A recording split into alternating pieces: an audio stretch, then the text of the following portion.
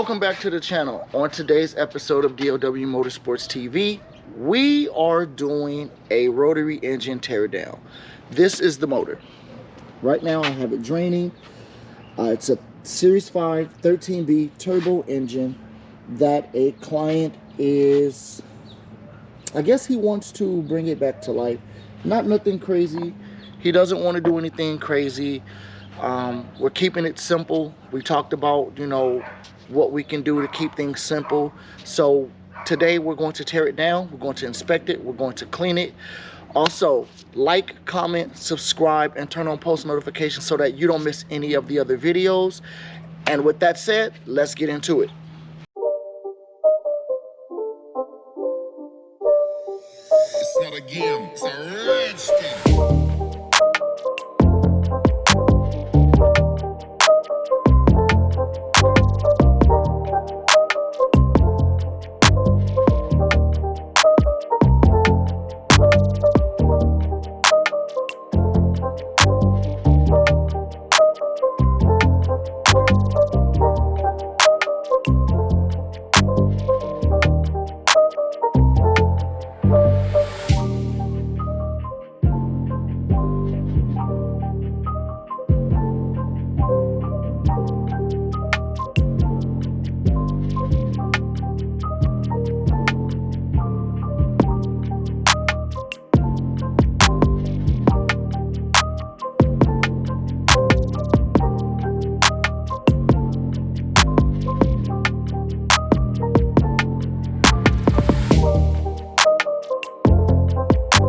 All right, so I ran into a bit of a snag, and let me show you what I'm talking about.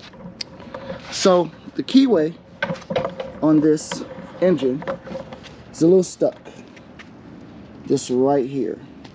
And I've seen this happen before. Over time, they just get stuck off in there, and you kind of have to pry them out. So what I'm going to do is try to get it out of there, because I can't get the shaft out later on when it's time to take this out because of the keyway. So I'm going to get it off, and we'll continue on with the time lapse of me breaking the entire thing down. So let me grab some of my other tools, and we will get this taken care of. So what I like to do is I like to get a screwdriver about that big, real thin, and just kind of get it into where the grooves are and just lightly tap, and boom, there it is. And that's how you get the keyway out. You don't want to hit it too hard. You don't want to damage anything. You don't want to scratch this or damage with the grooves that the keyway goes in, because then you have to replace the shaft, or you'd have to try and repair that. We don't want to do that. So you just lightly tap, it comes forward, then you can get the rest of everything out. So we slide that there, get this off, and get this plate.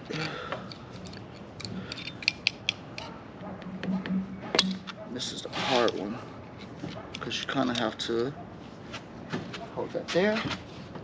Grab another screwdriver to kind of get the plate to come up. Grab it, slide it up, and that would fall into the oil. Great. It's okay. These are Tecton, tool company called Tecton. These are their oil resistant or chemical resistant screwdrivers. Check them out on Tecton.com. I absolutely love their product. No, that is not a paid advertisement from Tecton. That is, as a mechanic, I appreciate companies that take care of their technicians or their clients, or I guess you could say their consumers. They literally will give you 10% cash back on whatever you purchase. So shout out to Tecton. I absolutely love them. So I'm going to flip this over, and I have the bolt in here to kind of hold this in. This is your front stationary gear, and I want to hold this in so when I flip the motor, this doesn't fall out. So I'm going to flip it, start taking off the back side, and we'll continue on with the time lapse. And here we go.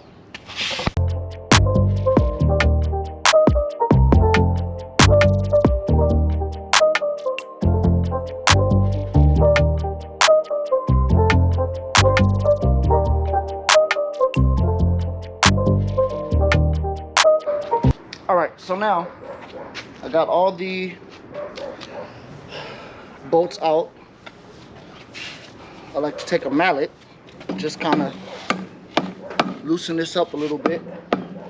Don't want to hit it too hard. You kind of want to just break it loose, like so. Then kind of hit up. There we go. To pull up, kind of wiggle. Just kind of make sure. Okay. Okay. Got a couple apex seals. Sorry, side seals that came out, as you can see. So I'm gonna set this down over here, like so. Use it to the rear. Then, go make sure I don't drop anything. Okay. Now I'm gonna take this rotor out. It is full of carbon. It's full of carbon. So get my hands on it like so. Bring it over to the table.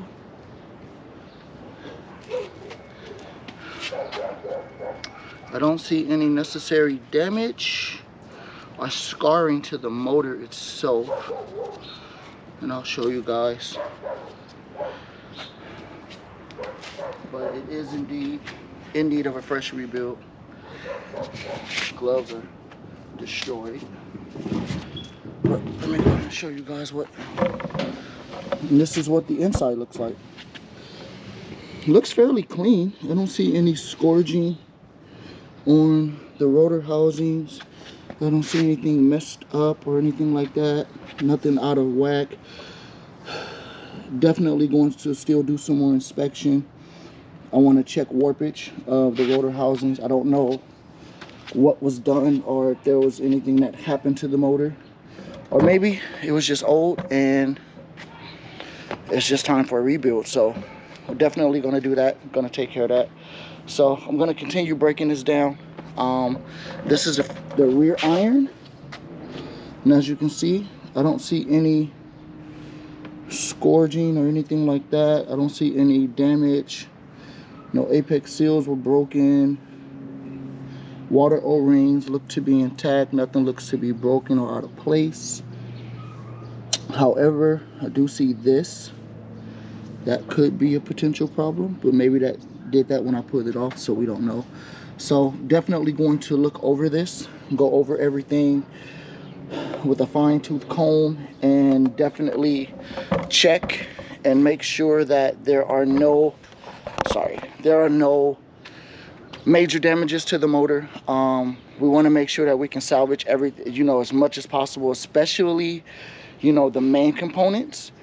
I don't want the client to have to replace, you know, something, you know, but if so, you know, I definitely will let them know. But so far so good. So far it looks good. It looks like it's in good reusable condition.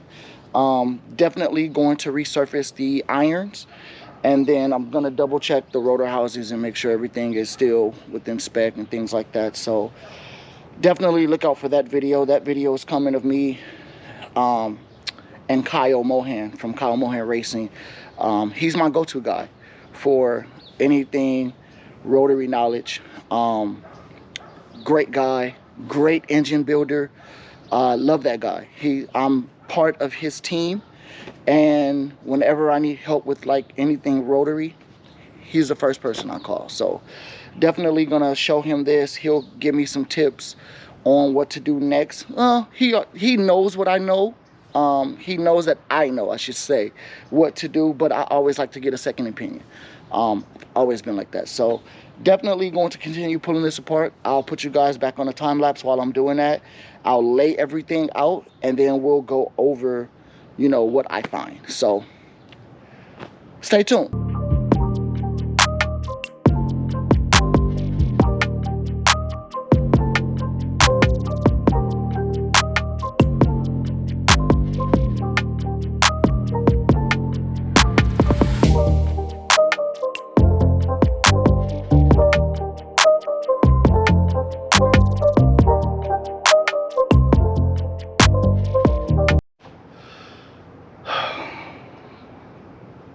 So, good news and bad news. I'll give you guys good news first. The good news is the front iron so far, there's no real scourging or scarring. I mean, the water O-rings are worn, but it's an old motor. So, good news is this seems okay. Seems okay. Definitely going to inspect it even more just to make sure. But let me show you guys the problem.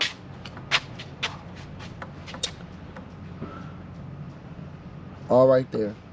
There's your problem. This rotor, I do not believe it is salvageable. Maybe, I don't know. But this rotor housing has some scarring right down in there, as you can see. Right up in there, some grooving. All right there. So, oh yeah.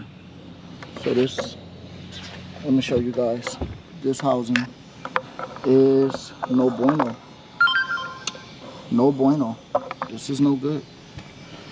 But with, yeah, it's no good. So with technology today, there are companies that can resurface rotor housings. I don't think that can be. The rotor, nah, that's no bueno. That's no bueno. Everything else is great. The irons are great, which is perfect. The rear rotor housing is great. All the irons are good. We just have that one bad rotor and that one bad housing. So I'm definitely gonna reach out to my to my guys over at KMR. My guys over at KMR. I'm gonna reach out to Kyle over at KMR and show him this and see what the next steps would be. I gotta stop saying I've noticed that in my videos. I'm going to, I guess in the meantime, source out a Series 5 front rotor and housing. See if there's a decent used one out there somewhere that we could use. So, yeah. Yeah. It's not looking good. Better than what I expected. It is better than what I expected. But I was hoping that it was just something simple. But yeah, that's no bueno. It's no good. It's not good at all. So I'm gonna take some pictures, shoot that over to Kyle over at KMR, let him see what it is. He may have a Series 5 rotor housing in the shop and a rotor, but if not, we're gonna have to source one out and see what we can come up with. But in the meantime, I'm gonna go over and inspect the rest of this and see if we can outsource that. But everything else, as you can see, I have everything else laid out minus the tools. Tools are in the way. I like to put all my hardware in baggies and label them so that I don't lose them. It is a very, very, very smart investment to do, especially when you're doing a motor tear down. I like to keep all the hardware with what it came off of. So there's still some that I got to put in baggies, but I have it with the components, so I know where it goes. Other than that, that is the motor tear down. That is step one. And this looks good. This looks really, really good. So step two is going to be cleaning and outsourcing a rotor and rotor housing. Definitely going to lap these irons. They don't really need a whole lot of lapping. They seem okay, but we're definitely going to lap them. I like to lap all my used motor. Like any rotary engine that's used, lapping, because it literally cleans up that surface again. So definitely going to do that. So I guess that's going to be it for this video. Like, comment, subscribe, turn on post notifications so that you don't miss another video. And I will catch you guys in episode 2. Peace.